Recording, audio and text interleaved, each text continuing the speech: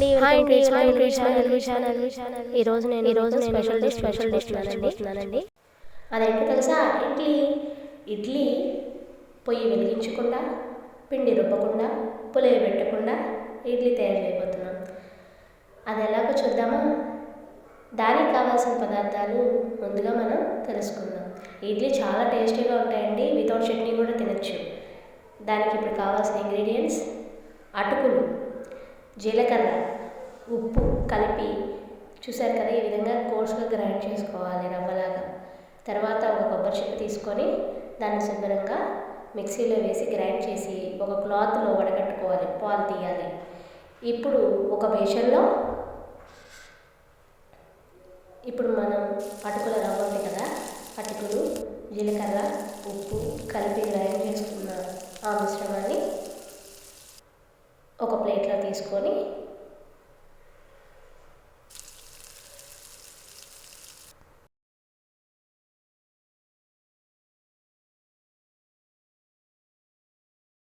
చూసారు కదా ఏ విధంగా ఉంది అనేది. రవ్వగా ఉంది. ఎక్కువసేపు బ్లెండ్ చేయకండి, పేస్ట్ అయిపోతుంది మనకు కలుపుకోవడానికి.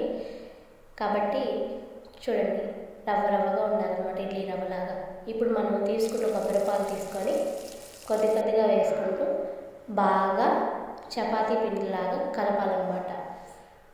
అది మనకి కొబ్బరి పాలు పోయగానే ఎక్కువైపోతే మనం ఎంత పాలు పోస్తున్నా సరే ఇంకా పీల్చుకుంటూనే ఉంటుందండి. ఎందుకంటే అది అటుకుల పొడి కదా, చక్కగా మెత్తగా మనకి ఫస్ట్ కొంచెం పాలు పోయగానే కూడా మనకి ఉండకట్టేస్తుంది. అది కాదు, కానీ బాగా కలపాలి.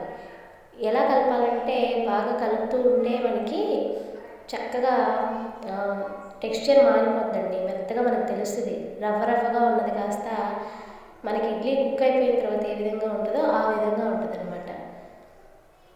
అలా పాలు పోస్తూ మెల్లమెల్లగా పాలు పోసుకోవాలి. పోసి బాగా కలుపుకొని బాగా స్టిక్కీగా అయ్యేంత వరకు కలుపుకోవాలన్నమాట.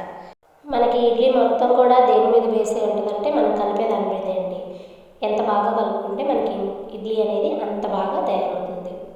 చూడండి, చాలాసేపు నీట్ చేస్తే మనకి చక్కగా మనకి ఇడ్లీ మిశ్రమం అనేది రెడీ అయిపోతుంది. చూడండి, కొంచెం పాలతో కూడా అలా ఉండగట్టింది, కానీ అది కాదు, ఇంకా బాగా నీట్ చేయాలి. బాగా నీట్ చేసి అప్పుడు మనకి రెడీ అవుతుంది. ఇప్పుడు ఒక ఇడ్లీ పాత్ర తీసుకోండి, దాని మీద ఒక క్లాత్ తీసుకున్నాను.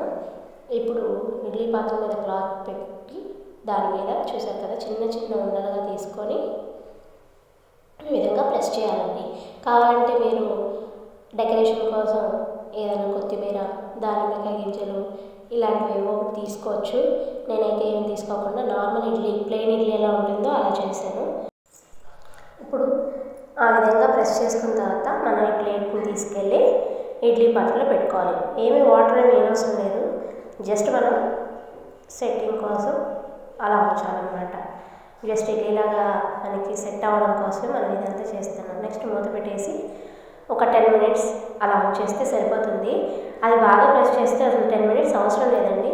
జస్ట్ ప్రెస్ చేసి ఒక 2 to 5 మినిట్స్ ఉంచారంటే చక్కగా, నేను 5 మినిట్స్లో తీసాను. చూడండి ఎంత చక్కగా మనకి ఇడ్లీ అనేది వచ్చిందో మీకు చూపిస్తాను. అందులో చూడండి, చాలా చక్కగా ఇడ్లీ అంతా చూడండి ఎంత చక్కగా సెట్ అయిపోయిందో చూసారా. ఈ విధంగా మెల్లగా తీసుకొని మనం ప్లేట్లో పెట్టేసుకుంటే సరిపోతుందండి. చూడండి ఎంత పర్ఫెక్ట్గా వచ్చాయో. ఇది కుక్ చేయలేదంటే ఎవరైనా నమ్ముతారండి? తెలియని వాళ్ళు ఎవరు నమ్మరు. అలాగే టేస్ట్ అయితే మాత్రం అండి సూపర్ టేస్టీ అనమాట. అసలు ఎంత బాగుందంటే మనం కొబ్బరి ఉండలు తింటాం కదా, సేమ్ అదే అలా తిన్నట్టు ఉందన్నమాట. మనం స్వీట్ ఏమి వేయలేదు, కానీ ఆ కొబ్బరి స్వీట్ వల్ల ఇడ్లీ అనేది లైట్ స్వీట్తో అసలు మనం దీనిలో నంచుకోవడానికి మనం చట్నీలో ఏం అవసరం లేదండి. నార్మల్ ఇడ్లీ తినేసి చిన్నపిల్లలకి అయితే మనం మామూలు ఇడ్లీలో అయితే ఏదో ఒకటి వేసి పెట్టాలి అని అంటాం కదా, కానీ వీటికైతే జస్ట్ ఇడ్లీనే పెట్టేయచ్చు. వాళ్ళు స్వీట్గా తింటారు, పిల్లలు చాలా ఇష్టంగా తింటారు. ట్రై చేయండి, ఈ ఇడ్లీ ట్రై చేసి మీరు చేసుకొని మీకు నచ్చితే కనుక కామెంట్ సెక్షన్లో చెప్పండి, అలాగే షేర్ చేయండి. అసలు చూడండి, అసలు ఎలా ఉంది, అది వండినట్టుందా లేకపోతే మనం జస్ట్ వండకుండా చేసేవాళ్ళు ఎవరన్నా నమ్ముతారా ఇడ్లీని? అసలు సూపర్ టేస్టీ అండి. టేస్ట్ మాత్రం వేరే లెవెల్, చాలా బాగుందన్నమాట. మీకు ఈ రెసిపీ నచ్చినట్లయితే ప్లీజ్ లైక్ చేయండి, షేర్ చేయండి, అలాగే సబ్స్క్రైబ్ చేసుకోండి. Thanks for watching. Stay tuned to It's My Telugu channel.